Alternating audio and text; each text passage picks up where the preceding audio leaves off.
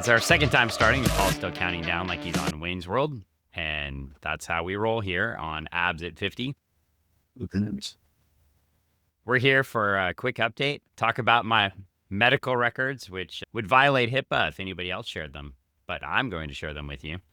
That sounds fun, right? Protected health information. Yeah. Oh, it's not protected health information if I freely share it. Correct. In fact, my primary care physician said they don't think they would get up in front of the whole world and do shorts without their shirt on. So, yeah, most physicians are. Well, my physician is quite fit. So, well, technically, they are a physician's assistant, but well qualified to be my primary care provider. So, yeah, PAs tend to be in better shape than active free. Yeah, I shouldn't give it away, but they are in better shape than most people. They were also an exercise science major in college and also unfortunately got injured in a bicycling accident a few months ago. So working way back in shape. And some of that's the impetus to do some of these things too. I think there's lots of reasons we talked about why I do this. One is definitely aesthetics. One, I think for me right now, as we go through this journey, and we're going to talk about the hitch in the road, so to speak, but not a real hitch in the road. I guess we didn't plan the hitch in the road, but you sanctioned the hitch in the road, so to speak. But I'll just say it. I took 4 days off of the diet, 4 to 5 days off of the diet. Like 4.5 days. Is that a fair statement? Yeah. And you haven't been tracking. Yeah, and I haven't been tracking as much, but that's okay. I think when we say tracking, I haven't been measuring in the app. I definitely have been tracking, if that makes sense. Like I haven't been weighing tracking, but I've learned to eat. And so that makes a difference. But just call it a week. I won't even call it like 4.5 days. Let's say a week of not tracking and just making sure I stayed around the 2,800 calorie threshold, which is the basal metabolic rate, as opposed to staying at the 2,200 calorie, 18 to 2,200 calorie weight loss threshold, which I'm back to as of yesterday. So back and tracking and eating to get to that 18 to 2,200 calories. And the results of this change were I gained 1 pound. So I went up to 185.8 instead of 184.8, right? Right in there. So didn't gain or lose. And that should be expected if I was eating the calorie level right around my basal metabolic rate, right, Paul? Yeah. It means generally we don't expect you to eat that meat. It's your activity is also relative to the general training regimen. It's not crazy. No, I haven't changed the training regimen. If you look behind me in this video, there's way too many comic book things wandering around in the background, which could distract from training. But training has been pretty standard and normal. Like I haven't, dropped off per se. So I also had my annual physical, which I did much earlier this year. I did the annual physical to start last year or to start this whole project. And now I'm doing it earlier this year. And good news in my annual physical. Paul and I had both heard that it was a possibility that as your body is flushing fat out, your cholesterol might actually go up. That didn't happen. My cholesterol was way down to the point that my PCP thought it was really good, pointed it out on my record and said, this is fantastic. And the bad cholesterol, that's the HDL, right? I always mess them up. That is how it's referred to your eyes. See like protein.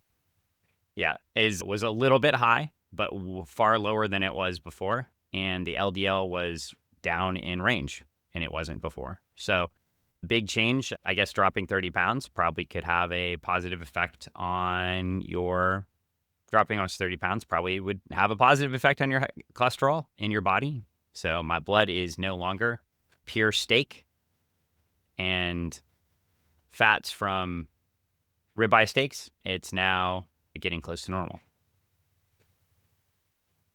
even though I still eat a lot of ribeye steaks. Yeah. I think if you were consuming the same amount of calories, or let's say you were doing crazy being vegan, you probably eat, lower. So I think that's especially good news that you start eating red meats and poultry, so red meat. So I think that's excellent. Uh, And I'll be continuing to eating chicken and red meat because I had one other thing show up on my panel. So we're going to get it tested later on, but my vitamin B12 may be low. And the symptoms are that there are some symptoms that are like tingling in your extremities. And I actually have felt that. And I had talked to Paul about it. We thought it was due to, and it probably was partly due to this, right? My right hand felt numb because a couple weeks ago, I flew back from Phoenix from a trip and we were stuck on the tarmac for like 2 hours. And being stuck on the tarmac for 2 hours with my arm sitting on the edge of the vibrating plane, Paul and I just assumed I'm old, I'm 50, and my elbow was shaken by that plane and was probably causing numbness in my hand, but it didn't go away. So it wasn't a grip strength problem. There was no a grip problem. It wasn't the typical numbness you think of with like nerve pain. So it was very weird. And that was one of the symptoms of the B12 deficiency. So we're thinking those things might be related. yeah, I'm sure that plays a part to it. And also just travel, travel takes it so long.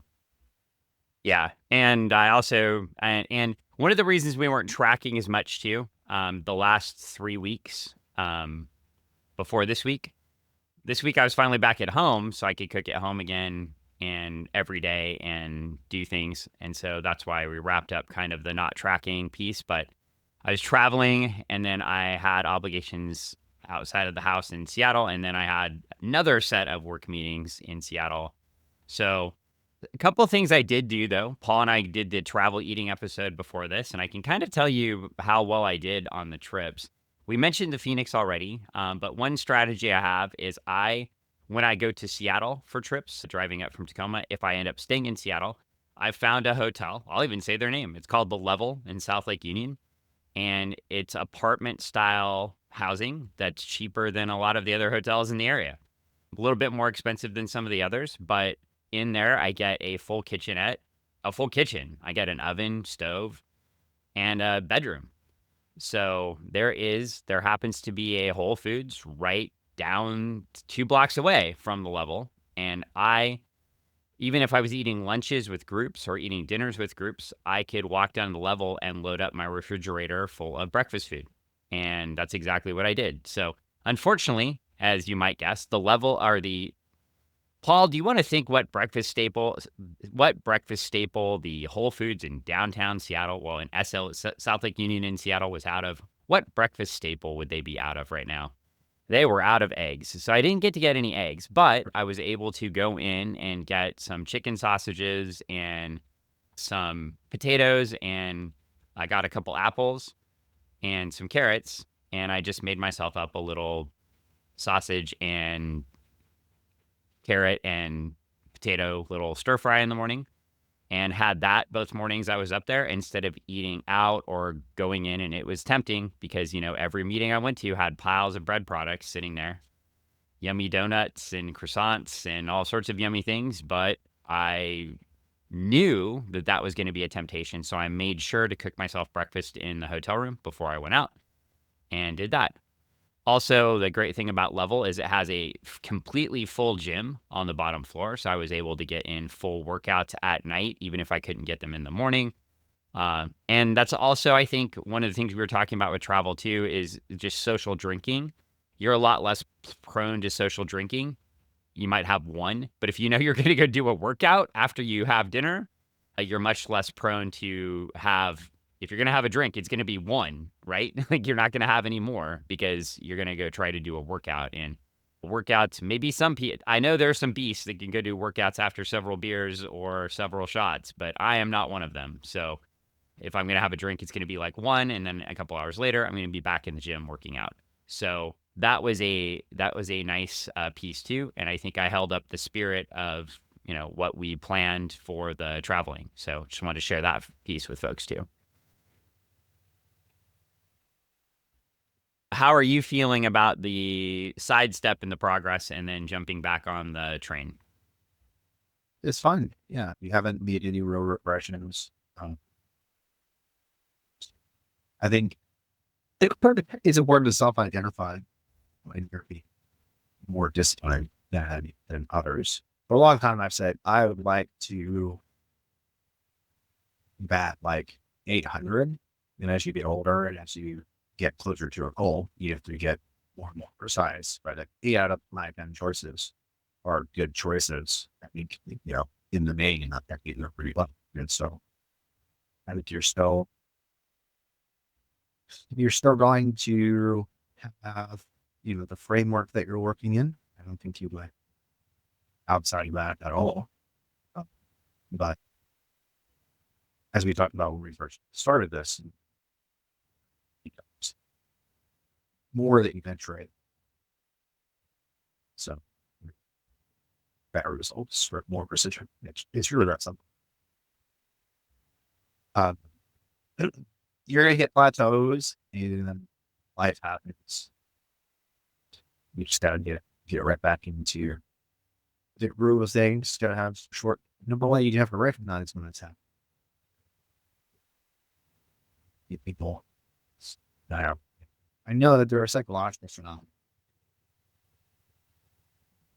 go off the rails and see just go crazy, right? Just eating everything. And also with binge or something. I think you have to see kind of sociological guilt, personal guilt, see when people are eating drugs. It's hard to eat that. You just have to have self reassurance. It's just really easy to get back on like it's really easy to get back out there. Start getting back to your routine. And the thing about it too is when you really commit to whatever it is, let's see if there's just read it. I mean, whatever it is, when you really commit, it really becomes a habit. You'll start to feel off. You'll start to feel it's like the opposite of eating junk food. If you're Yeah. eating junk food a lot, you kind of normalize to it. And when you start eating other things, like it feels different. Uh, but like when you give up junk food, like say, oh, you I have McDonald's a lot, and now I'm McDonald's. Never, like on that McDonald's. I have, if I have it once a year or once every 6 months, like I go and eat it, feel terrible because my body's not processing. But if I ate McDonald's every single day, I would not only be used to it, but I'd probably feel better than when I'm eating something else because of the response my body grows to have an anticipation to it, right? Like it's any grows, there's dopamine reward centers that grow to like that. But you can get the same training. Right? Like if you're training a sane amount, uh, you're going to get feedback where and sometimes it takes, especially if you're very out of shape, it's going to take some time for you to start really getting the positive feedback, which are getting you all the time. And that you detour through them. Man, I feel sluggish, I feel off. Like for me, specifically for jiu-jitsu, I have to take 2 weeks off. I start these right. It's literally Yes, you do. like you would know. Like I take that much time off ever. But for people who actually take time off from jiu-jitsu or home, they talk about that time, right? It's like it becomes an itch, right? So you feel like this innate desire to go and do the thing. And I think you can build that, but maybe not to the same degree as they are over neurological benefits that you're getting. Gets you, that doesn't necessarily come from all types of working out, but it gives you a lot. Especially if you're on a team sport or you do something like basketball, where you like play racquetball or like it's a double effect. You have the community building, so you get that aspect of it. That is something we're seeing. So, and you have the actual They don't mean that they're just from the exercise. That's big. If we're to be anything as far as it can from this podcast is to don't let it be in the materials, which is just the level game by recurrence where you did bad 1,000. The grades don't bad out. You're trying to be bad as consistently and be as progressive as you can. Well, let's extend on that point too. I don't think it was what we originally planned to talk about, but let's move on to that a little bit too. What I didn't disclose during that time frame while I was traveling too, I had some incredibly stressful family situations hit, an incredibly stressful financial situation hit, and an incredibly stressful work situation hit all at the same time. So one of my choices was to maybe slack off on the measuring a little bit as I was getting through those things, but just making sure that I was eating right, uh, properly. And I didn't go down a crazy rabbit hole of bad eating. I wasn't measuring, like you said, but I only had, when we were talking about the 4.5 days, I had like the 4 days where I had desserts and a couple, things I hadn't had in a long time, right? But like I had a giant donut, which I regretted immediately after eating because I, to Paul's point, like I couldn't go to sleep that night after that because I had all that sugar rushing through my system. So I think there are definitely some things like that where now I'm looking at that food going, why would I ever eat that? Which was good. I mean, that's a great feeling, right? You go on this journey and you want to start identifying if I'm going to go have a treat, what are things I would never want?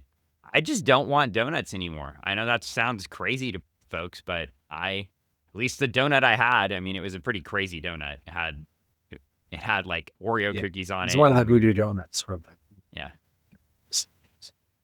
But even with that said, I just don't, I'm looking at donuts right now and I'm like, nah, that's cool. There's some other food now. Dark chocolate, I will grab by the handfuls happily. And I will say one of the things that I think over the last few weeks, maybe I wasn't monitoring as well. Because I did have a little bit of dark chocolate hanging out in the office or at home and ate a little bit more than I had been, right? And maybe not weighing or paying attention to that as much as I should. So, a couple things like that. But I think the thing too, when you start getting comfortable with your body and the food, you're going to gravitate toward those things that make you feel good. And if the dark chocolate, in the big scheme of things, is a lot less damaging than a donut yeah. or a giant muffin. And I think there is a fair amount of to be Brian Johnson. There's a fair amount of literature that shows that really high chocolate is some sort of heavy metals or sort of is going to have a net positive effect. So, both the, the high flammable concentration of particularly dark chocolate, especially where it's not sweet, added sugar.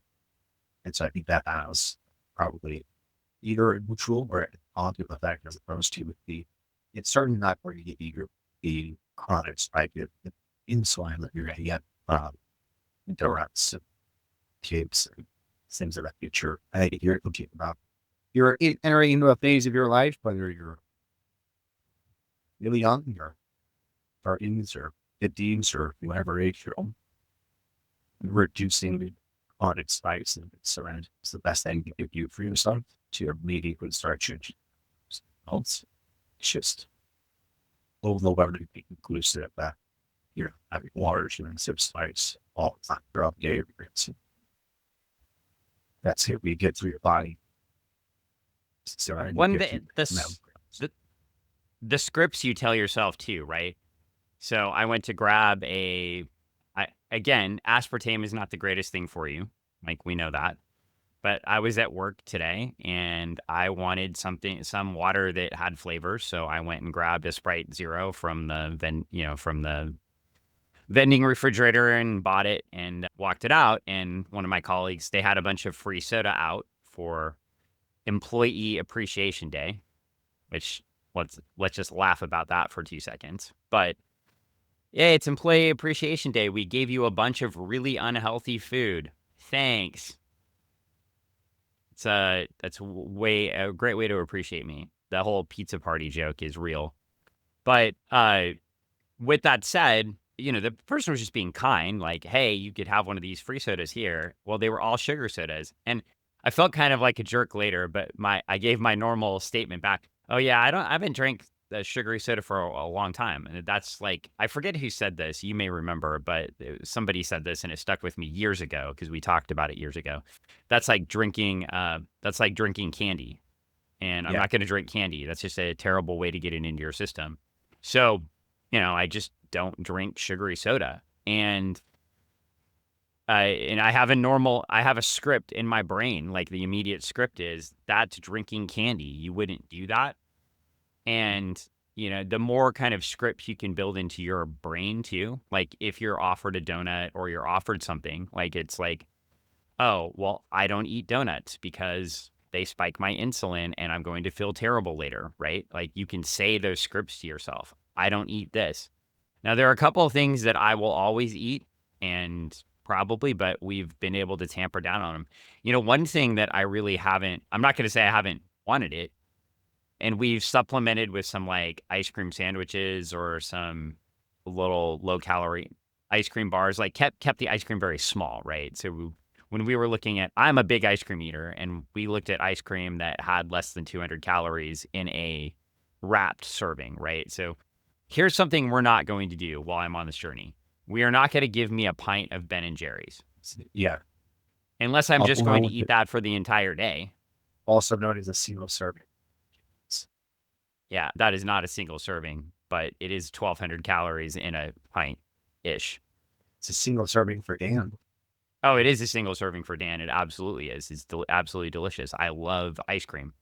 And, you have to know those things too. So if you have a vice, dark chocolate, I actually did a bad job with that the last couple weeks because I kept dark chocolate next to me in my office desk, which is a terrible thing for me to do. I know that the dark chocolate should be somewhere else, and I can only get myself a little bit because I will say, like when I was stressed a little bit at work, I just reach right into that desk drawer and grab that, chomp, chomp, chomp, because it's right there and it's so easy and it gives you that little pump that Paul was talking about. So I know for me, that's something I have to like get back to remembering not to have those things there. Just full stop, no. And I bought it so innocently too. I went to like Walgreens in the middle of the day I was looking for windshield wiper fluid for my car walking around SLU. And then, of course, I walked by and the Dove little wrapped dark chocolate almond one and regular ones were like, buy one, get one free on sale. And I was like, oh, harmless. I'll get some dark chocolate, put it at my desk, share it with people. It'll be fine. Don't trick yourself. Just It's don't above buy all it. to renounce self-be true. Yep. And I think that's one of the things too, is just I think I think we can kind of summarize this topic today as, hey, I took a sidestep for a couple weeks, not measuring. And then I did have some treats, but I didn't gain weight and I kept my eating within the range we needed to stay that way. And now I'm getting back on track. The other piece we shared today was like making sure that you're eating things that fit with what your goals are, and making sure that if something is a danger for you, don't put it next to you. Yeah. If your favorite thing is drinking Mexican Cokes, don't put a glass bottle of Coca-Cola in your refrigerator. Like, Yeah. Works like it. if your favorite thing is a caramel macchiato with whipped cream and sugar and coffee, don't go to Starbucks. Just full stop. Like, you have to change your messaging, right? Like, your messaging has to become something else. If you're prone to eating your entire cheesecake, get more consider. Cheese. Look, cheesecake is delicious, and you should probably eat a cheesecake. It's high in protein, Paul. That's all. That's all it's trying to do. It's protein. Yep. So, yeah. And just know that. And then if you are going to have, and we semi-planned it out, right? I told you I was doing it, and you said, fine, we'll do that. But if you're gonna have a dessert too, the donut was the one part that wasn't planned. So that was the extra day. But, when we planned it out, we just said, okay, we're going to have desserts for a couple days. And I did. I didn't go crazy. I had like one per day. Like this wasn't like we didn't go, we didn't go do a rock cheap meal, right? Like we didn't buy 2 pizzas, Yes. a pan of brownies. And Yeah. we used to do that like 10 years ago. Like we would have an epic cheat day. But that's just for both of us with you just went through a horrendous weight cut, right? It was not, it was less than important. That's for sure. It wasn't horrendous. It's not like I came close to this. It's just, it was not fun given that I had to actually try to consume for more weight right really ever allowed myself since that ever passed. But because of just how limited the schedule was, still working out and doing this that I was not doing. The velocity that I ended up doing practice, yeah, right. It's not sure about that. And you Needed. weren't, and you stopped measuring too, right? During that work time. I took a slightly different approach. I was doing mostly like keto. So I Yeah. did more of the elimination diet than I was, which was working out fine. Was it? So I was able to get down my 5 pounds just by eating the bar I was eating. But we do both know we should be doing both, even if we're doing an elimination diet, right? Like if we're tracking the at least for me, like if I'm tracking the calories per day, it should definitely The be. mantra is the same. My results. So keep track people. So I am not a student. Yep. But we're both consciously looking at it. And that's the piece that's important. Yeah. And so, and then last thing, if you are in a stressful time and maybe something's going to slip, I think the important thing, one, is to remember the journey that you're on. The one thing I feel really good about during the stressful time is I can't control family drama. I can't control most of the work drama. I can't control the financial systems of the world. And so I can't control those things, but I can control this. And that is a really good feeling, right? And I know that if I'm controlling this, I've seen the results on paper now. We're going to go get the vitamin B12 thing checked out, but that probably has nothing to do with this weight loss journey. And if it does, I'm going to work with the provider, figure it out, and figure out like what supplement or what diet change I need to make. But the other pieces of the health, the weight loss, the knee feeling better because I'm not putting as much pressure on it, also went through a period the last couple of weeks where the knee kind of flexed out and didn't hurt. It hurt a lot. Didn't feel great, but I was still able to get out and do things. Go walk the dogs, get in here and do small kettlebell workouts, even on the days it hurt really bad. And just as a reminder to the listeners that may not know the whole history, I don't have an ACL in my left knee and have had many, many surgeries. So it is bound to just hurt from time to time. But the weight we've taken off allowed me to do things that I maybe wouldn't have done in the past when it was hurting that bad. So, yeah, it's going to help your resiliency. yep. So, all of those things, knowing we're moving through, that's what's keeping me moving on the journey. So, just summarizing that up, and then just remember we're at 185.8 right now on the journey down to 174. And if I get to 174, then we'll start talking about changing the diet limitations. Do I want to go further? But for now, everything's on track, and we'll keep moving in the right direction. Anything you want to end with on the summary?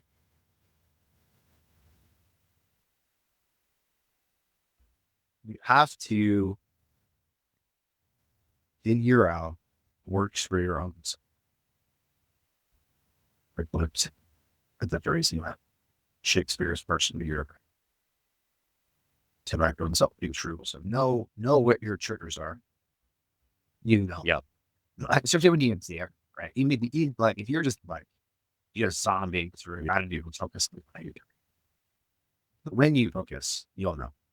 Like if that's just it's just a derived plea of ignorance. But when you focus, you know where your trigger areas are. And there's a couple of ways you can deal with it. Number one, you can find substitutes. So you have readily available substitutes of something that's low, but less detrimental. And that might be like, I mean, all the different things we experiment. Oh man, you remember the eating brownies? Yeah. There are so, and so try to have things that can need to make some brownies that are, you're like, man, I just can't live without brownies. Well, try to find things that use stevia and applesauce, and try to do it consistently. Right, you can control the inputs. That's still gonna affect, right? Like the quality of ingredients, how much sugar. It's there's so much added sugar that if you're making it yourself, then you're the one adding sugar. Like you get to determine how much sugar goes. So it happens that are substitutes, and as damn certain too is if you have to have abstinence from certain things, figure out a way to sell that to yourself and to be able to sell it to other people. I think we should. I think society should be much more. I think maybe with cheap stuff, it's worth the cheap. But I do that a lot. Lunches that I work at versus like, oh, you're not eating, huh? So I don't eat it. I just don't eat what you guys eat. I just eat it's Yep. all my food. Yeah, it's every Tuesday is Taco Tuesday. Every Thursdays don't have Thursday.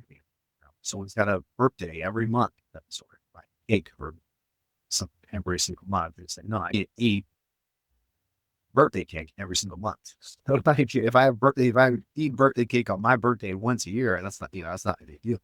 I'm eating a 2,000 calories less birthday cake one out of every 4 weeks. That starts to add up. Most of those calories start to add up. So, abstaining from certain things is totally natural. These type of scenarios, again, to avoid those groups, like things that Brad are not going to be able to account for. Or number three, you're talking about some of achievements that we have for. If you're really putting in really to be old, right? Start about saying you try about 800. What you can do, it's fucking stupid about what's psychologically you can stick to, diet you stick to something that's successful, just as the regimen that you stick to is going to be on this successful. But there's a paradigm where people make a note throughout the week. Every single thing that you either or chips, I really want, whatever it is, I really want cookies and ice cream, and then pick on the day of rest. So this like back when I used to do like simple ketogenic diets, that weight limit is glycogen every couple of weeks or once a week.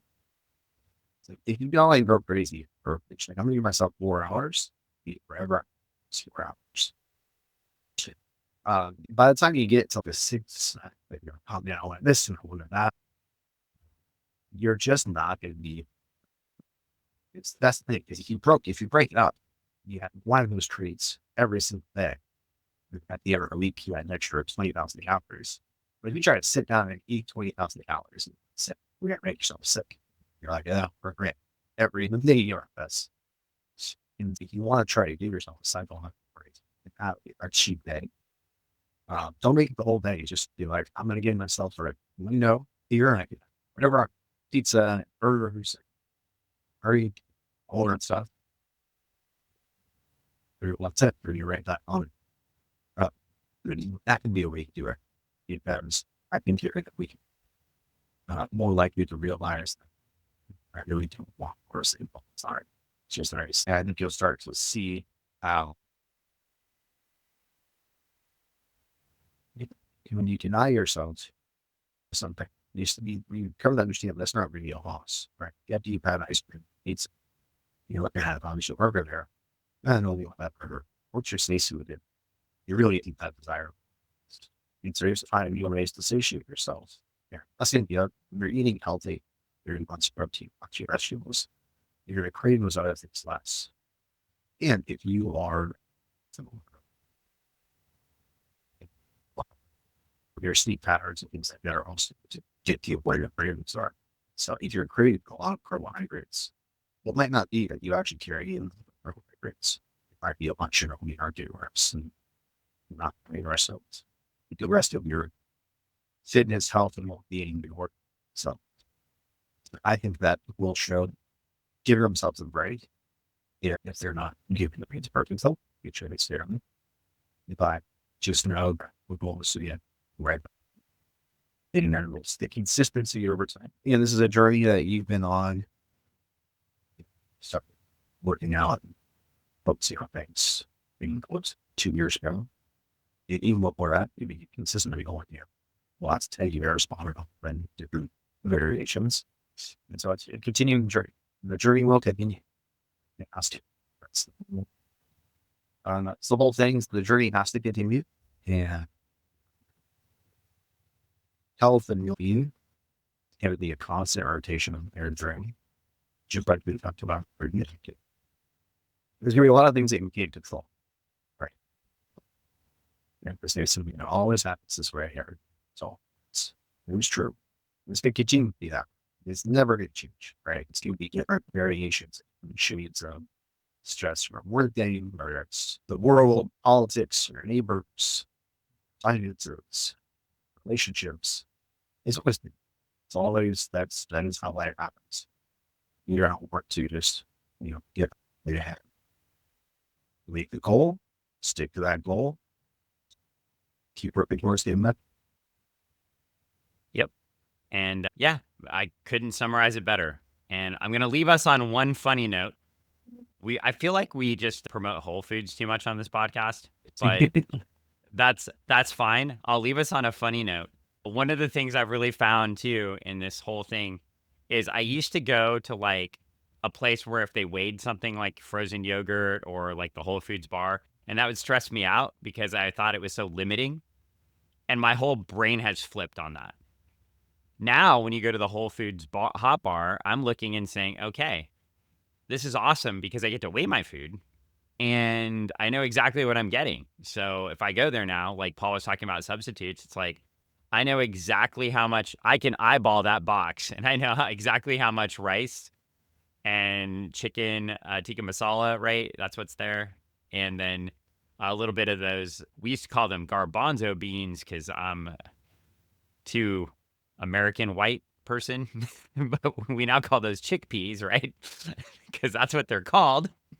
And I was trying to remember the name. That's how old I am. God, 50. See, but I know exactly how much of those three things go in the box to get exactly to that 1 pound to hit that $13. But it's not a cost saving things or a limiting thing. I'm looking at that going, that's going to be a very healthy, nutritious lunch as a substitute, like Paul was saying, that I had the other day when I didn't have a meal prepped. And instead of going out and having something really greasy or something else, I went there and grabbed that. And keep on it, like Paul was saying. Don't get off the journey. You know the journey is there. So if you know those alternatives are there, utilize them. If there's a restaurant that weighs the salad out and gives your chicken on it, use it. It's an easy way to continue what you're doing. And why not? And before I used to get so mad because I'm like, oh, I'm going to put all this food in here. It's going to charge me $1 billion for weighing it. Now I'm like, no, that's a benefit.